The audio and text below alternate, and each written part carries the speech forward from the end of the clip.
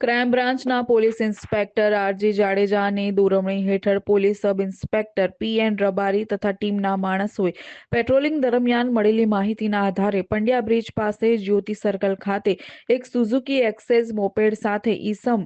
વિજય ઉર્ફે મહેન્દ્રભાઈ ટિંડોળ એટલે વિજુ ઉંમર વર્ષ 18 છે તેઓને દાહોદથી પકડી પાડેલ છે। સદર ઈસમ પાસેની મોપેડમાં પગ મૂકવાની જગ્યાએ રાખેલ એક વજનદાર થેલામાં જોતા